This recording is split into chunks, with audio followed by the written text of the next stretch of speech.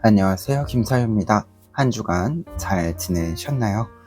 저는 8월을 잘 마무리하고 9월에는 새로운 책들과 좀 시작을 열고 있습니다. 제가 8월에 사실 책을 좀 많이 샀는데 이때 제가 구독하고 있는 북튜버 분들이 소개했었던 책들을 구매를 했어요. 근데 이 책들을 못 읽고 있다가 때마침 책들을 좀 다 읽어서 8월에 읽었던 책들이 다 끝나서 9월에는 좀 이 책들로 시작을 해보자 해서 이 책들로 시작을 열고 있습니다. 그래서 저의 독서 근황은 간단히 이렇게 되고요. 오늘 본격적으로 좀 소개할 책들을 이야기를 해보면 오늘 소개드릴 책은 디아스포라 소설 2권입니다. 먼저 첫 번째로는 이금희 작가님의 슬픔의 틈새이고요. 두 번째로는 홀륜 작가의 벌집과 꿀입니다. 두 권 모두 한국의 디아스포라를 다루고 있고 이 사람들이 어떤 감정들, 어떤 상황들을 겪어냈는지 그리고 그 속에서도 삶의 주체로서 어떤 선택들을 했는지를 보여주고 있어서 디아스포라에 대해서 생각을 할 때 우리가 어떤 것을 더 입체적으로 생각해 볼 수 있는가를 보여주고 있습니다. 그리고 작품들이 역사성이 굉장히 뚜렷하게 담겨져 있는 작품들의 장면들이 있어서 오늘은 이 부분을 중심으로 해서 이 책들을 소개해드려 보려고 합니다. 그러면 본격적으로 책 소개해 보도록 하겠습니다. 첫 번째 책은 이금희 작가의 슬픔의 틈새입니다. 출판사는 사계절입니다. 책은 역사 고증이 굉장히 잘 된 작품인데요. 단옥이라는 인물을 주인공으로 사할린 지역의 디아스포라가 형성된 과정, 삶의 변화와 끝을 다루면서 사할린 지역의 디아스포라의 생애 주기를 종합적으로 보여주고 있습니다. 특히 한, 일, 러 세 국가와 지역의 정체성을 중첩하게 되는 개인과 그 가족의 모습들은 한국 디아스포라를 상상하는 데 있어 훨씬 긴 시간성을 고려하여 조금 더 다각도로 이 인물들의 생각과 감정들을 주목하게 만드는 부분이 있었습니다. 본격적인 줄거리를 좀 이야기하기 앞서서 이 책을 읽기 전에 좀 알고 있으면 좋은 공간적인 정보들이 좀 있거든요. 그래서 이 정보들을 먼저 좀 소개를 해보면은요. 첫 번째로는 영토 개념에서 이야기를 하면 1905년 러일 전쟁부터 이야기를 해야 하는데요. 이 1905년 러일 전쟁의 결과로 일본이 승리를 하면서 포츠머스 조약을 체결을 하게 됩니다. 이 포츠머스 조약으로 하여금 조선에 대한 보호권을 인정받으면서 동시에 북위 50도 이남의 남사할린 지역을 일본의 식민지로 영유를 하게 됩니다. 그러면서 이 지역을 가라후토, 한자로는 화태라고 부르게 되고요.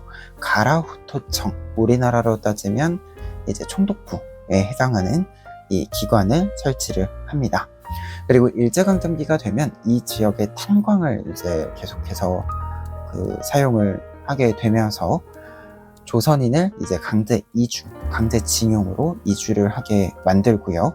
그리고 이후에 2차 세계대전이 끝난 직후에는 이 지역이 이제 러시아, 구소련의 영토가 되면서 영토적인 이 위치가 여러 번 변화를 하게 됩니다. 그래서 이제 일본의 식민지였다가 또 구소련 그리고 지금의 러시아 영토가 되는 것이기 때문에 소설의 시작을 보면 사할린 지역을 화태라고 부른다던가 혹은 오도마리항 등으로 이제 일본의 명칭을 쓰다가 어느 순간부터는 또 러시아 지역명을 쓰기 시작을 합니다. 그래서 이러한 명칭의 변화도 여러분들이 확인을 하실 수 있는데요. 그러면 이 명칭들이 나오는 지역이 실제 어떤 위치에 있었는지를 지도를 통해서 살펴보시면은요. 첫 번째로는 이제 1905년부터 1945년 사이 한인들의 사할린 이주 경로를 볼 수 있는 지도입니다.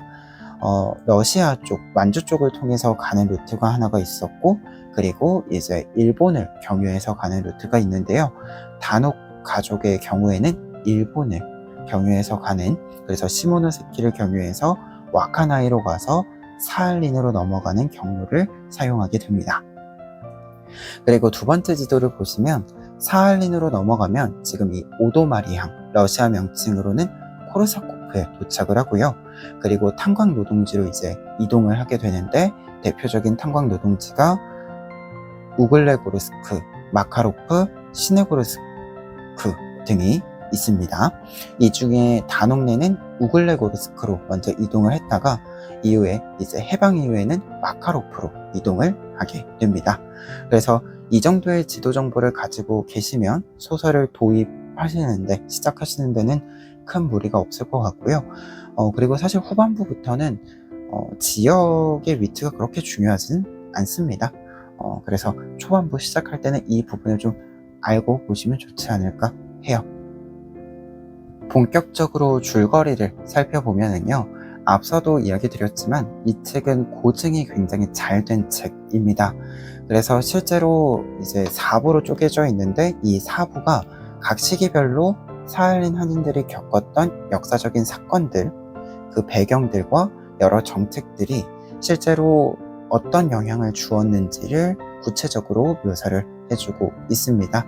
그래서 이 내용과 더불어서 4부의 내용을 각각 좀 정리를 해보려고 합니다. 먼저 1부의 경우에는 1943년부터 1946년을 이야기하고 있는데요. 다녹의 가족이 이제 다울레라고 하는 원래 살았던 마을에서 사할린으로 이동을 하는 과정, 그리고 이중징용으로 아버지 안석과 다시 헤어지는 장면, 해방 직후의 이제 모습들까지를 다루고 있습니다. 이 내용들을 조금 더 구체적으로 이야기 드렸을 때는 아버지가 먼저 사할린으로 강제징용이 되어 있는 상태에서 시작을 하고요. 그리고 초청이라는 형태로 가족들을 사할린으로 부르게 됩니다. 그래서 이 이동 과정이 먼저 그려지고 있는데요. 그래서 이때 가족들이 흩어졌다가 다시 만나게 되는 삶을 다시 함께 꾸려나가는 모습이 먼저 그려지고 있습니다. 근데 여기서 중요한 것은 이렇게 가족이 다시 만난다는 것, 그리고 이 짧은 기간 함께 같이 살았다라는 것 자체가 다녹이 삶을 살아가는 데 있어서 굉장히 중요한 기억으로 자리를 잡습니다. 그리고 1부와 관련해서 이야기할 부분이 한 가지 더 있는데요. 초반부에 바로 유키엔의 가족입니다. 유키엔은 치오라는 일본인 여성과 일본인 전남편 사이에 낳은 딸인데요. 이 치오가 조선인 이 정만과 재혼을 하면서 가정을 새로 꾸리게 됩니다. 그래서 조선인과 일본인의 가정이 이루어지게 되는데, 실제로도 이 사할린 지역에 그 당시에 조선인과 일본인이 결혼을 하는 경우가 꽤 있었다라고 합니다. 그래서 이러한 경우를 좀 대표하는 가족입니다. 그래서 이 두 가족이 사할린에서 혈연은 아니지만 가족 공동체로 삶을 함께 살아나가기 시작을 합니다. 그리고 1부 후반부에는 일본이 일제가 사할린에 거주하고 있는 조선인들을 이중징용을 하면서 사할린에서 일본 본토로 강제로 또 징용으로 이동을 시킵니다. 그래서 이 과정에서 이 다녹의 가족들에게 또 한 번 변화가 찾아오게 되고요. 그리고 이렇게 아버지와 헤어진 상태에서 해방을 맞은 다녹네 가족이 연속적으로 또 변화를 맞이하게 됩니다. 그래서 최종적으로 1부 끝에서는 이 우글레고르스크에서 마카로프로 이사를 하기로 결정한 선택으로 이야기를 마무리를 합니다. 이부는 1946년부터 1957년의 이야기를 다루고 있고요. 마카로프로 이사를 한 다녹과 유키엔의 가족의 이야기가 시작이 됩니다. 이 시기의 중요한 사건은 귀환 문제인데요. 일본과 한국으로 나누어져 있는 상태에서 귀환 문제가 논의가 이루어집니다.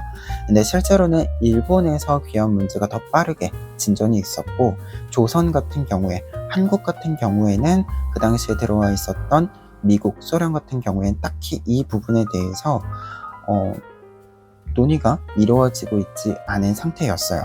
그래서 일본인들은 귀환을 하는 상태에서 조선인들은 한국인들은 귀환을 하지 못하는 상태가 약간의 좀 애매모호한, 그리고 약간의 긴장감이 도는 모습들을 보여주게 됩니다. 그리고 실제로 유키엔의 가족이 이 귀환 문제와 관련해서는 조금 더 여러 모습들이 나타나게 되고요. 그리고 또 하나 중요한 이야기는 단옥의 생애로 좀 이야기를 본다라고 한다면 결혼 이야기가 나오게 됩니다. 두 가족이 이사한 이 마카로프 같은 경우에는 한인 마을이 있는 곳이었어요. 그래서 한인 공동체를 꾸려가면서 단옥도 결혼을 하게 되는데, 여성 서사의 측면에서 본다라고 한다면 이 단옥의 생애사에서 결혼과 출산이라는 중요한 기점으로서 좀 볼 수 있는 부분들도 있고요. 그리고 동시에 이제 일제강점기가 아닌 세대에 태어나는 아이들이 생기는 거잖아요. 아기들이 생기는 거잖아요. 그래서 이제 세대가 나누어지기 시작한다. 특징이 달라지는 세대가 나누어진다라는 거시적인 관점에서도 중요한 의미가 있는 부분이 됩니다. 그래서 이와 같은 내용들로 2부의 내용이 전체적으로 꾸려져 있습니다. 3부는 1958년부터 1966년의 이야기를 다루고 있습니다. 3부에서는 두 가지 쟁점을 이야기해 볼 수 있는데요. 첫 번째로는 귀환과 관련된 문제가 이어지고 있고요. 그리고 국정 문제가 두 번째 쟁점으로 다루어지게 됩니다.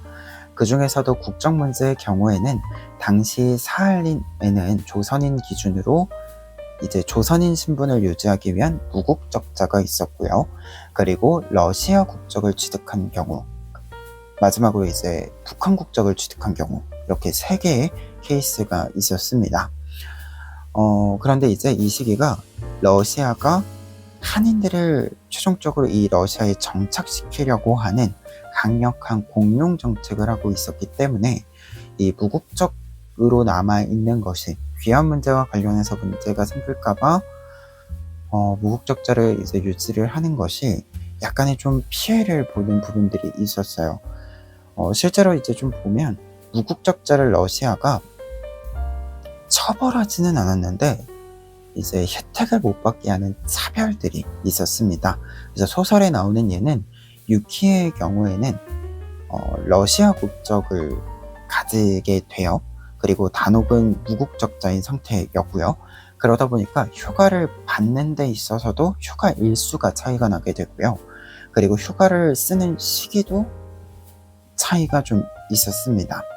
그래서 이제 이러한 차별들이 있었기 때문에 실제로 국정 문제를 두고 여러 고민들과 갈등이 나타나는 부분들이 있었고, 실제로 이제 이 국적을 선택하는 것이 꼭 가족 단위로 할 필요가 없었거든요. 그래서 어떤 국적을 선택하느냐에 따라서 가족 안에서도 조금 다른 결과들이 나오는 부분들도 있었습니다.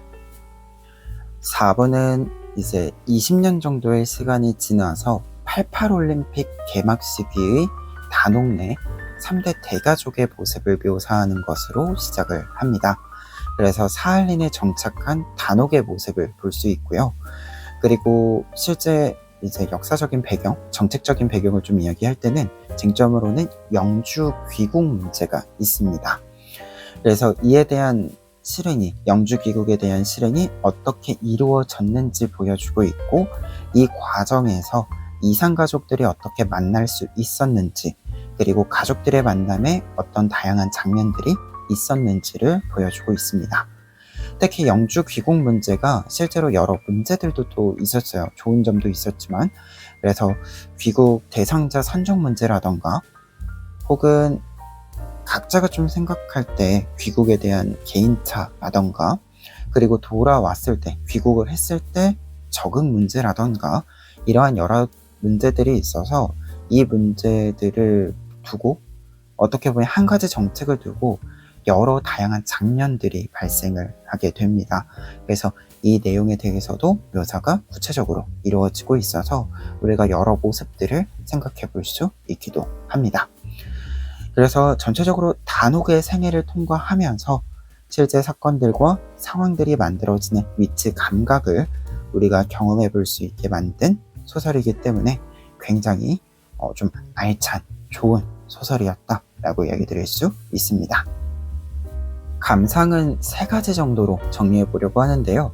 첫 번째와 두 번째는 디아스포라 개념과 관련해서 이야기 드릴 부분입니다. 첫 번째 내용은 이방인 소수자 정체성에 대해서 우리가 좀 생각해 볼 수 있는 것인데요. 사실 역사라는 것은 개별성을 중시를 합니다. 그렇기 때문에 디아스포라라는 개념에 해당하는 여러 사람들이 공통점도 가지고 있지만 차이점, 이질성을 가지고 있기도 합니다.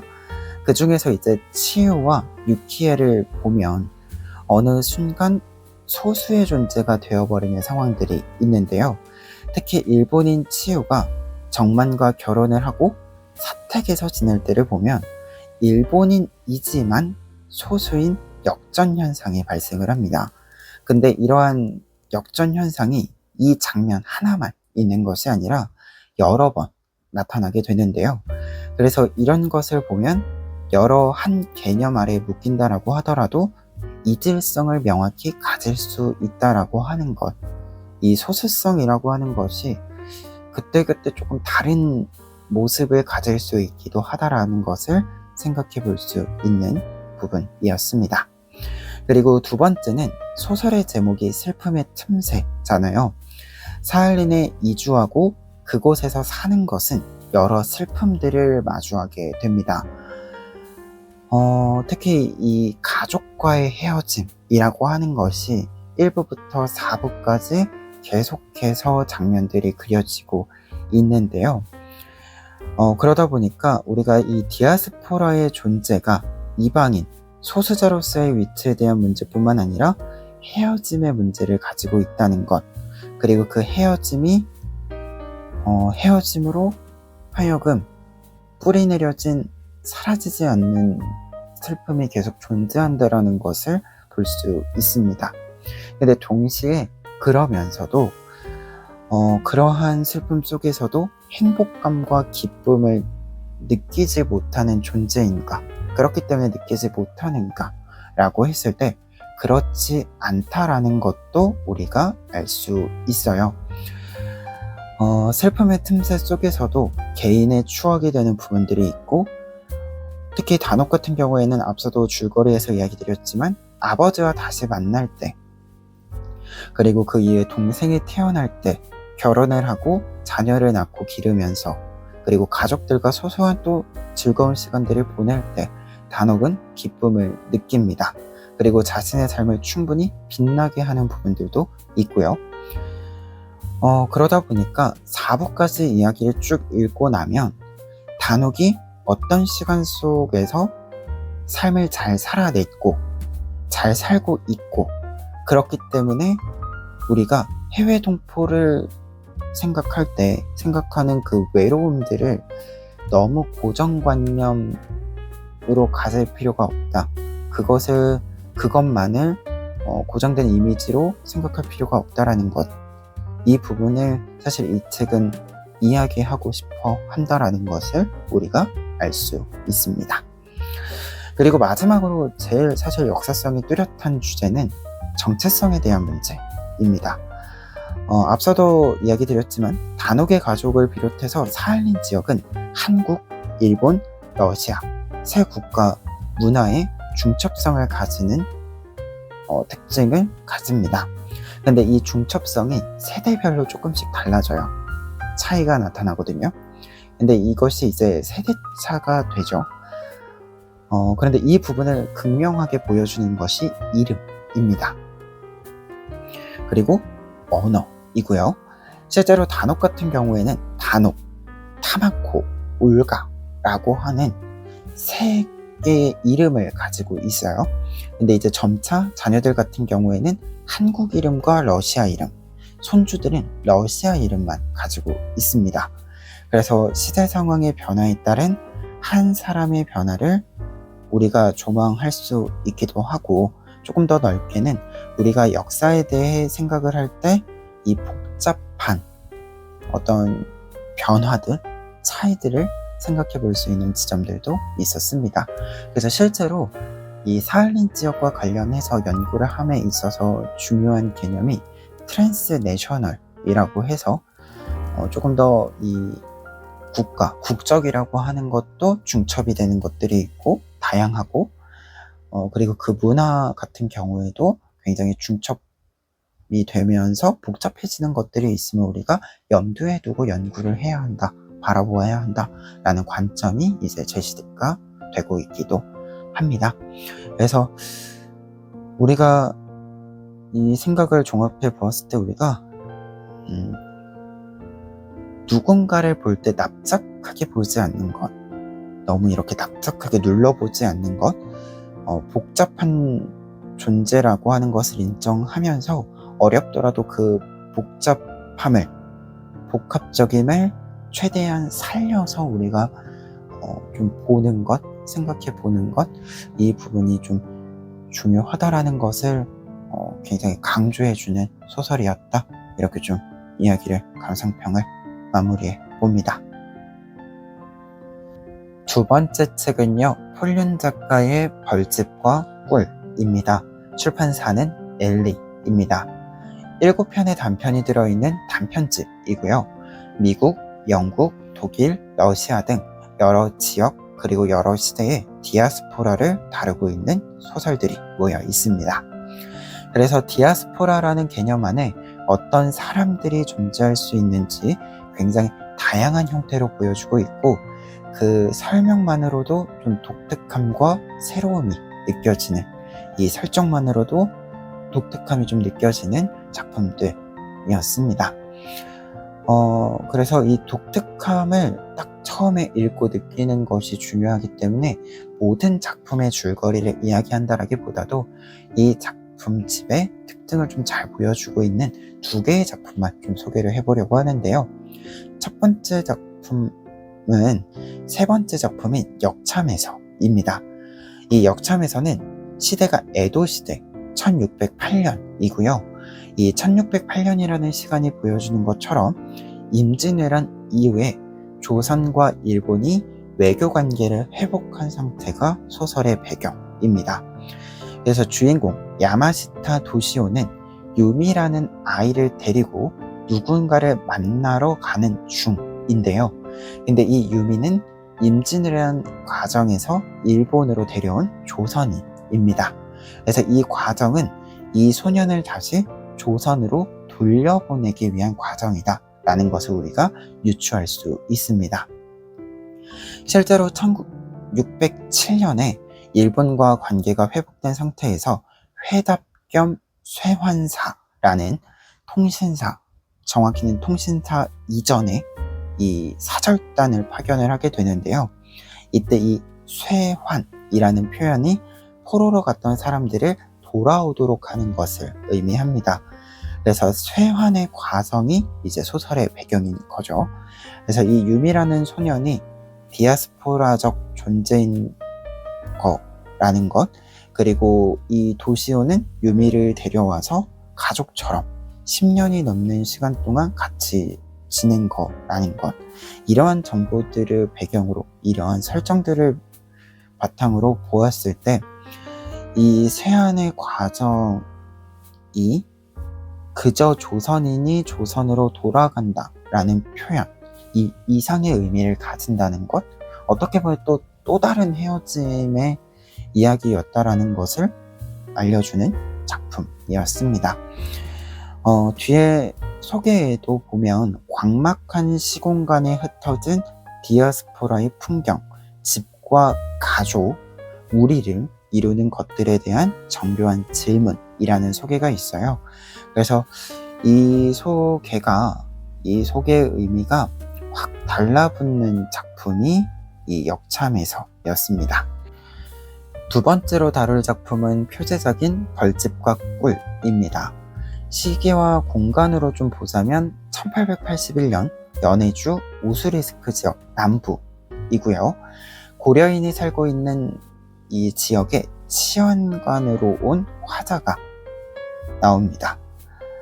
그래서 이 화자가 고려인들을 관찰한 내용, 그리고 어떤 사건의 영향을 보고서 형식으로 남긴 작품입니다.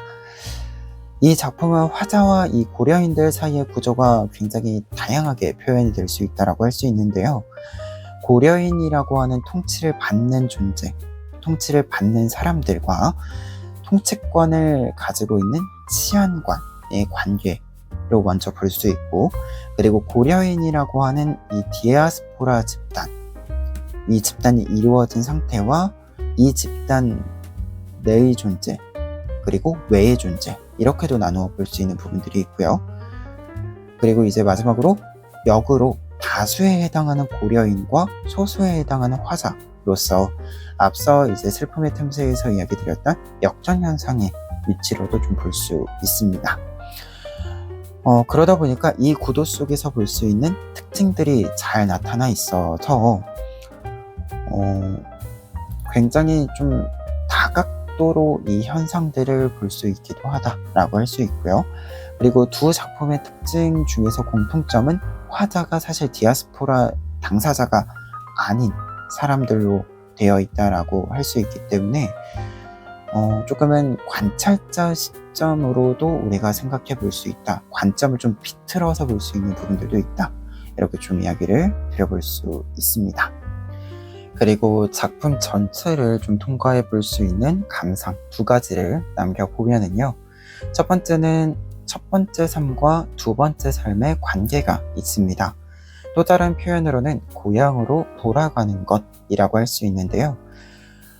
소설들에서는 인물들이 각자의 계기로 두 번째 삶으로 넘어갔다가 두 번째 삶이 실패하고 첫 번째 삶으로 되돌아오는 장면들이 자주 있습니다. 근데 이 장면들이 반복이 되면서 디아스포라들이 느끼게 되는 외로움이 좀 부각이 되는 측면들이 있습니다. 이 디아스포라들은 사실 되돌아갈 곳이 없고 있더라도 돌아가기가 굉장히 어렵잖아요. 그렇기 때문에 이들이 디아스포라가 돌아갈 수 있는 곳은 어디인가? 돌아갈 수 있는 곳이 있다고 했을 때 과연 그곳으로 그들이 갔을 때 외로움이라고 하는 이 감정을 해소시킬 수 있는가, 위로할 수 있는가에 대한 질문이 좀 계속 머릿속에 남기도 했습니다. 그리고 두 번째 특징은 문체 자체, 소설의 분위기 자체가 잔잔함이 있습니다. 소설이 사실 굉장히 잔잔하게 번져가는, 그러다가 감정을 폭발시키는 특징이 있는데요. 이게 잔잔함을 꺾거나 선회시키거나 하는 것은 아니고 천천히 차오르게 해서 넘치게 만드는 방식입니다. 이게 문체와 표현의 힘이라는 생각이 드는데, 다만 이게 꺾이는 부분이 진짜 없어요. 그래서 어느 순간 느껴지는, 어느 순간 폭발하게 되는, 어느 순간 좀 깔리게 되는 감정들이 있습니다. 그래서 사실 제가 소설 읽으면서 슬픈 소설이다라는 생각은 자주 하지만 내가 슬프다 라는 생각은 잘 안 하거든요. 근데 굉장히 오랜만에 내가 슬픈 소설이다. 근데 나 왜 슬프지? 이렇게 좀 생각을 하게 된, 그래서 다 읽고 나니까 이거 뭐지? 싶은 소설집이었습니다. 오늘 두 권의 디아스포라 소설 소개드렸는데요. 장편과 단편집이기 때문에 여러분들이 취향에 따라 선택해서 읽어보실 수 있지 않을까 합니다. 그리고 두 권 모두 사실 신간소설이에요. 그래서 디아스포라에 대한 이야기를 일전에 한번 했는데, 그때 이야기한 책들은 사실 20년 전쯤에 쓰인 책들이었기 때문에 소설이기는 합니다만, 문학이기는 합니다만, 그 시간 사이에 이 디아스포라와 관련된 이야기가 어떤 이야기들이 있었는지, 어떠한 좀 확장이 있었는지를 살펴볼 수 있는 작품들이기도 하다라는 생각이 들어서 좀 긴 영상이지만 소개드려 왔습니다. 그래서 긴 영상 봐주셔서 감사하고요. 날씨가 좀 선선해지고 있으니까 이 선선해진 날씨에 조금 편안해진 날씨에 즐거운 독서 이어가시길 바랍니다. 그러면 저는 다음 영상으로 또 인사드리도록 하겠습니다.